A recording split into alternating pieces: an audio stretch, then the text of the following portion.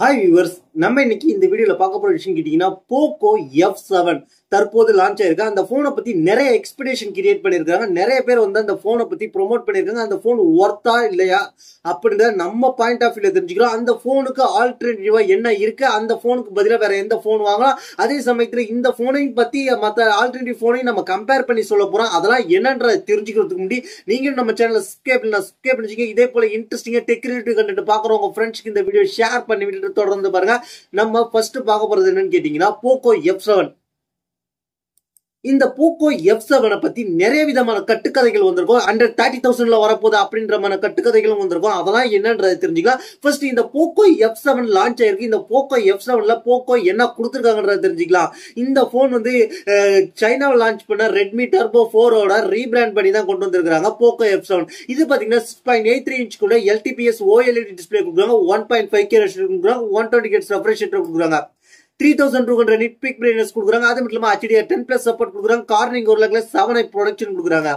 ப்ராசஸரை பொறுத்த வரைக்கும் Snapdragon 8s Gen 4 processor கொடுத்துருக்காங்க. இது எங்கேயே கேள்விப்பட்டிருப்பீங்க இந்த ப்ராசஸரை, அதே தான் வரேன். அது மட்டும் இல்லாமல் 50 mega pixel main camera Sony IMX882 கொடுத்துருக்காங்க. அதுக்கப்புறம் secondary camera 8 mega pixel ultra wide கொடுத்துருக்காங்க. ஃப்ரண்ட்ல வந்து 20 மெகா பிக்சல் செல்ஃபி கேமரா கொடுத்துருக்காங்க.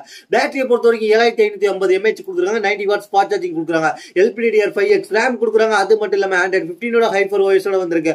IP66 68 69 ரேட்டிங்கோட வந்திருக்கு. இவ்வளவு ஃபீச்சர்ஸோட கொடுத்த இந்த போன் வந்து 12GB RAM 256GB வேரியன்ட் 31,999 ரூபாய்க்கு லான்ச் பண்ணிருக்காங்க.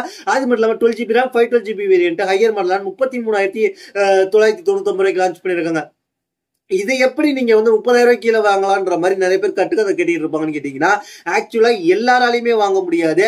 அதாவது SBI பேங்க் கார்டு, அதுக்கப்புறம் ஒரு சில bank card credit and debit card இருக்கிறவங்களால மட்டும்தான் அது வந்து லான்ச்சிங் டயத்துல இப்ப சொல்லியிருக்காங்க. அது மட்டும் இல்லாம ஃபர்ஸ்ட் சேல்ஸ் அப்போ மட்டும்தான் வாங்க முடியும். 2000 டிஸ்கவுண்ட் பண்ணா பேஸ் வேரியன்ட் 2000 டிஸ்கவுண்ட் பண்ணா 29,999 ரூபாய், ஹையர் மாடலுக்கு 2000 டிஸ்கவுண்ட் பண்ணா 31,999 ரூபாய்க்கும் வந்திருக்கு அப்படின்றத தெரிஞ்சுக்கிங்க.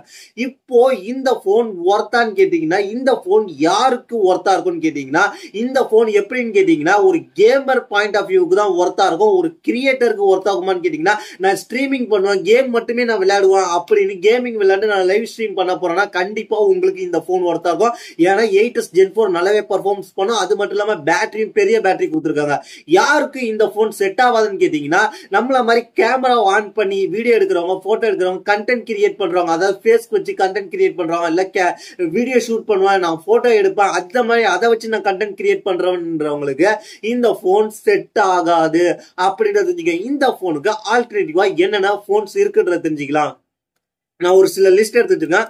இந்த போனுக்கு ஆல்டர்னேட்டிவா காம்படிட்டிவா எதுக்கு இருக்குன்னு கேட்டீங்கன்னா, iQ Neo 10 இருக்கு. அதை பேஸ் பண்ணி தான் இவங்க லான்ச் பண்ணிருக்காங்க. ஏன்னு கேட்டீங்கன்னா iQ Neo 10 பொறுத்த வரைக்கும் பாத்தீங்கன்னா, அது பாத்தீங்கன்னா பேஸ் வேரியன்ட் 33,998 ரூபாய் இருக்கு.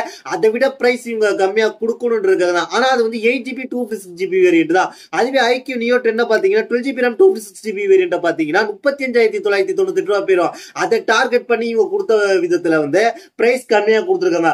அதே ப்ராசஸர் கொடுத்துருக்காங்க 8s Gen 4. அதனால கம்பேர் பண்ணும்போது iQ Neo 10 பார்க்கும்போது போக்கோக்கு ஒரு அட்வான்டேஜ் இருக்கு பிரைஸ் வகையில. அது மட்டும் இல்லாம பேட்டரியை பொறுத்த வரைக்கும் iQ Neo 10ல 7000 mAh பேட்டரி இருக்கு. ஆனா iQ Neo 10 தாண்டி போக்கோ F7ல பாத்தீங்கன்னா 7,550 mAh இருக்கு. ஒரு 50 mAh 550 mAh பேட்டரி அதிகமா இருக்கு. அது மட்டும் இல்லாம இதுல வந்து பிளாஸ்டிக் ஃப்ரேம் தான் கொடுத்துருக்காங்க. போக்கோவில் பாத்தீங்கன்னா மெட்டல் ஃப்ரேம்.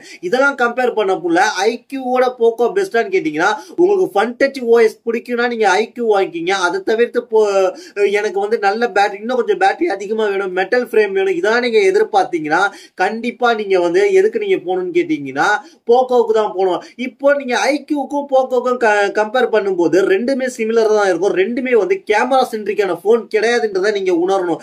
ஏன்னா பேக்ல பாத்தீங்கன்னா ரெண்டுலயும் சிமிலரான கேமரா கொடுப்பாங்க. ஃப்ரண்ட்ல மட்டும் பாத்தீங்கன்னா iQல வந்து ஒரு 32 மெகா பிக்சல் கொடுத்துருப்பாங்க.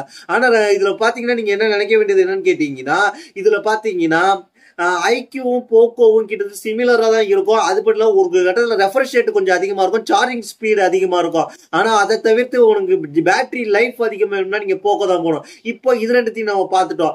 iQவோ போக்கோன்னு பாத்தீங்கன்னா ரெண்டுமே வந்து கேமரா சென்ட்ரிக்கான போன் கிடையாது. அப்போ எனக்கு வந்து கேமரா சென்ட்ரிக்கான போன் வேணும், இதே பட்ஜெட்குள்ள அடங்கணும்னு நினைச்சீங்கன்னா அதுக்கு தான் நான் இன்னொரு கம்பேர் பண்றதுக்காக இன்னொன்னு கொண்டு வந்திருக்கேன். அதுதான் அது என்னன்னு கேட்டீங்கன்னா, இதை பார்த்துட்டு வந்துருங்க. அதுதான் விவோ T4 அல்ட்ரா. இந்த ரெண்டு போனுக்கும் ஈக்குவலான கம்பேர் பண்ணலாம். ஏன்னு கேட்டீங்கன்னா இது பாத்தீங்கன்னா 12GB RAM variant, 250GB variant, 40,000 கிட்ட போகுது. ஆனா பாத்தீங்கன்னா இது வந்து என்ன இருக்குன்னு கேட்டீங்கன்னா இது வந்து பர்ஃபார்மன்ஸ் சென்ட்ரிக்கான போனான்னு கேட்டீங்கன்னா அதை விட கம்பேர் பண்ணக்குள்ள ஓரளவுக்கு பர்ஃபார்மன்ஸ் கம்மியா இருந்தாலும் இது எங்கெங்க ஸ்கோர் பண்ணணும்னு கேட்டீங்கன்னா கேமராவில் வந்து இந்த போன் ஸ்கோர் பண்ணும். ஏன்னா கேட்டீங்கன்னா பேக்ல வந்து ட்ரிபிள் கேமரா கொடுத்துருக்காங்க, 2 50 மெகா பிக்சல் கேமரா கொடுத்துருக்காங்க. அது மட்டும் இல்லாம ஒரு பெரிஸ்கோபி கேமரா வந்து அதுக்கப்புறம் ஒரு வைட் ஆங்கிள் வருது. இதை பத்தி கேமரால ஒரு நல்ல செட்டப்பா கொடுத்துருக்காங்க. அது மட்டும் இல்லாம 100x வரைக்கும் ஜூம் போய்க்கலாம். கேமராவுக்காக வாங்கணும் இந்த செக்மெண்ட்ல அண்டர் 40,000 பாத்தீங்கன்னா இந்த போன் ஒரு ஆப்ஷன் இருக்குன்றது தெரிஞ்சுக்கிங்க. இது என்ன பிரைஸ் கொஞ்சம் அதிகம் தான். ஆனா வந்து மத்த ரெண்டு போனையும் கம்பேர் பண்ணக்குள்ள பிரைஸ் அதிகம் தான். எனக்கு கேமரா வச்சு நான் கண்டென்ட் கிரியேட் பண்ணுவேன்னா நீங்க இந்த போன் வச்சுக்கீங்க. இதுலயும் வந்து நீங்க வந்து 5500 mAh பேட்டரி, கொஞ்சம் பேட்டரி கம்மி தான். ஆனா வந்து 90 வாட்ஸ் ஃபாஸ்ட் சார்ஜிங் சப்போர்ட் கொடுக்குறாங்க. பேட்டரியை பொறுத்த வரைக்கும் கம்மி. ஆனா வந்து மத்தது ஓவரால் கேமிங்க்கு இது நல்லா இருக்கும். கேமிங்க்கு 90 FPS வரைக்கும். அது மட்டும் இல்லாம கேமராவுக்கும் இது ஒரு ஆல் ரவுண்டர் போன் அப்படின்ற மாதிரி தான் இது விவோ T4 அல்ட்ரா வந்திருக்கு. எனக்கு இன்னும் பட்ஜெட் டைட் பட்ஜெட் இந்த ரெண்டு போனுக்கு காம்படிட்டிவா கொடுக்குற மாதிரி பெஸ்ட் போன் சொல்லுங்கன்னு கேட்டீங்கன்னா அதாவது அண்டர் 35,000 என்ன பொறுத்த வரைக்கும் பெஸ்ட் போன நான் எதை பாக்குறேன்னு கேட்டீங்கன்னா மோட்டோவை பாக்குறேன். ஏன்னு கேட்டீங்கன்னா மோட்டோ வந்து இதுல வந்து 8GB RAM 250GB variant under 30,000 வைக்கிறாங்க. அதாவது 12GB RAM 250GB வேரியன்ட் பாத்தீங்கன்னா 33,999 ரூபா. கண்டிப்பா இது ஒர்த்தான்னு கேட்டீங்கன்னா ஒர்த் தான். ஏன்னு கேட்டீங்கன்னா இது ஆல்ரவுண்டர் போன். இந்த போனை நான் ஒர்த்துன்னு சொல்றேன்னு கேட்டீங்கன்னா பேக்ல வந்து 50MP கேமரா கொடுப்பாங்க. அது மட்டும் இல்லாம ஃப்ரண்ட்ல ஒரு 50MP கேமரா கொடுக்குறாங்க. இந்த செக்மெண்ட்ல வந்து ஃப்ரண்ட்ல 50MP கொடுக்கறதே இப்ப நம்ம கம்பேர் பண்ணதுல 50MP கொடுக்கறதே மோட்டோ மட்டும் தான். அது மட்டும் இல்லாம மோட்டோ ஏஐ இருக்கு. அது மட்டும் இல்லாம மோட்டோ ஏஐ மூலமாக நம்ம சிஸ்டத்தோட கனெக்ட் பண்ணிக்கலாம்.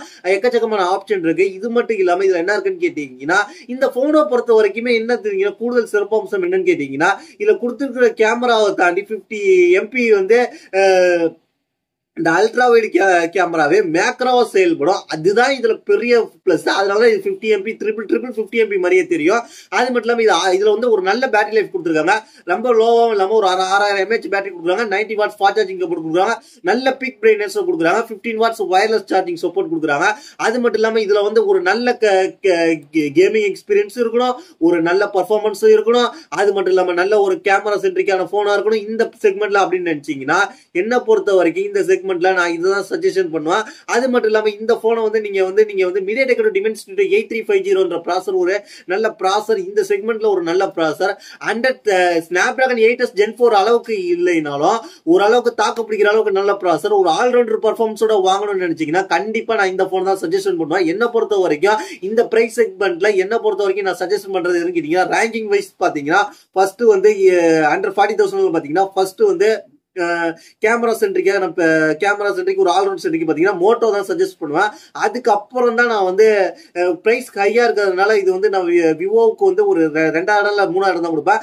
அது பாத்தீங்கன்னா iQONE இப்போ இதெல்லாம் பார்த்துட்டு ஓவரா நான் மோட்டோ சஜஸ்ட் பண்றேன். எனக்கு இதை தவிர்த்து iQ வர்சஸ் போக்கோன்னு பாத்தீங்கன்னா போக்கோ வந்து மதர் போர்டு இஷ்யூ வராம இருந்துச்சுன்னா கண்டிப்பா போக்கோ தான் நீங்க சஜஷன் பண்ணணும். போக்கோ யோசிச்சுட்டு தான் வாங்கணும். சில பேருக்கு மதர் போர்டு இஷ்யூ வரும்ன்ற மாதிரி பயத்துல இருக்கிறாங்க. அதனால போக்கோ யோசிச்சு வாங்குங்க. ஆனா ஐக்யூல அந்த பஞ்சாயத்து கிடையாது. போக்கோவோ ஐக்யூன்னு பாத்தீங்கன்னா ஸ்பெக் வைஸ்ல போக்கோ ஒரு % லீடிங்ல இருக்கு. ஐக்யூ கொஞ்சம் பின்னோக்கி இருக்குன்றது ஏன்னா பேட்டரி அட்வான்டேஜ் இருக்கு. அது மட்டும் இல்லாம இதுல வந்து என்ன இருக்குன்னு கேட்டீங்கன்னா மெட்டல் ஃப்ரேம் கொடுத்துருக்காங்க. அதெல்லாம் ஒரு சில அட்வான்டேஜா இருந்தாலும் இங்க பாத்தீங்கன்னா ஃபாஸ்ட் சார்ஜிங் சப்போர்ட் கொடுத்துருக்காங்க. அதுவும் ஒரு சில அட்வான்டேஜா இருக்கு. என்ன பொறுத்த வரைக்கும் போக்கோ ஐக்யூன்னு பாத்தீங்கன்னா ரெண்டுத்துக்கும் சமம் தான். 50% தான். உங்களுக்கு எந்த ஹைப்பர் வாய்ஸ் பிடிக்கணும் ஹைப்பர் வாய்ஸ் வாங்க, ஃபன் டச் வாய்ஸ் பிடிக்குவாங்க.